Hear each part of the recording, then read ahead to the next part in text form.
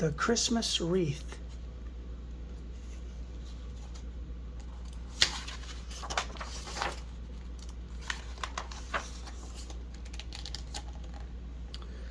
The elves' work was done for the year.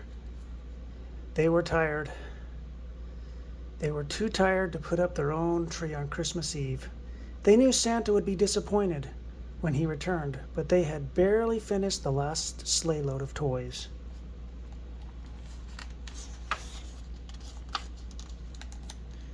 "How about a wreath?" yawned Chief Elf. The truck-making elf just snored. The doll maker tucked a doll pillow under his head and sighed. The other elves blinked and shrugged. The last few nights, they had even made toys in their dreams.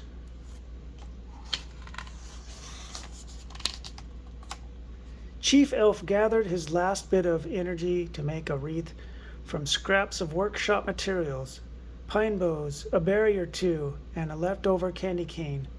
Even the wreath looked tired.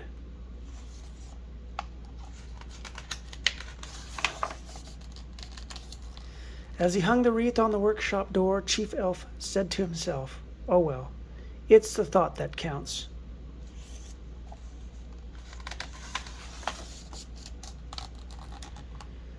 Late that night, a hungry polar bear smelled the pine boughs and peppermint and thought of food.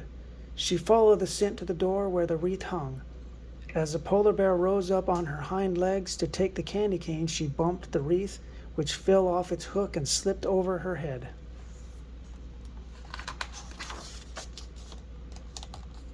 A very surprised polar bear now wore a wreath necklace. She tried to get it off, but the more she wiggled and shook, the tighter it became. Perhaps, she thought, it would come off in her world of ice and water.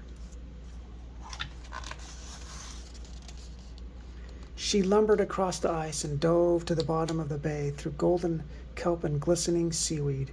Still, the wreath did not come off. Instead, it collected strands of seaweed and sea flowers, and a small silver fish got tangled in the bow.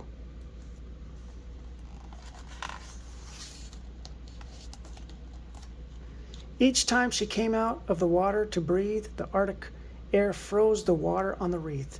Layers of ice were added, trapping underwater sea life in each layer. Soon the polar bear grew tired. She climbed slowly onto the frozen, icy shore to rest.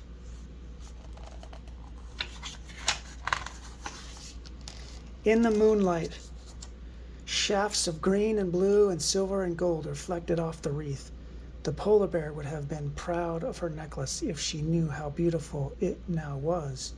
But she had to get it off. It was so heavy. She tried to snag it on jagged rocks and then tried to get it off on a fence post in the reindeer yard. Nothing worked.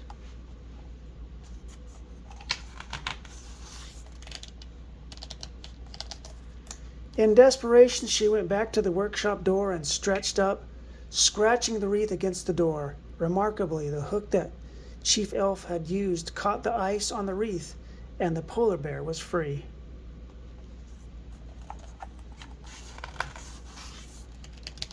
She fled happily, rid of her icy necklace at last. Up above, Santa and his sleigh and reindeer were nearing home. Below, he saw dazzling rays of colors that shone like beacons to guide his way. As Santa and the reindeer drew closer to the workshop, they stared in wonder at what they saw. On the workshop door hung a wreath wrapped in ice crystals, shimmering and glittering in the moonlight.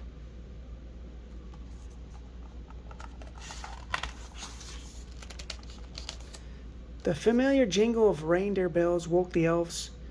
They were still half asleep as they stumbled out to greet Santa. They too were amazed to see the wondrous creation on their workshop door. The elves looked at each other in surprise when Santa thanked them for the beautiful wreath.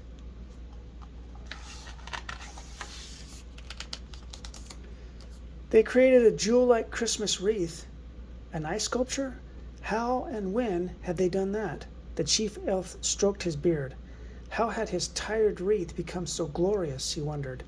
He remembered putting out a scraggly little, mess. He smiled as he gazed at the ice beauty, wondering about miracles and Christmas Eve. Merry Christmas.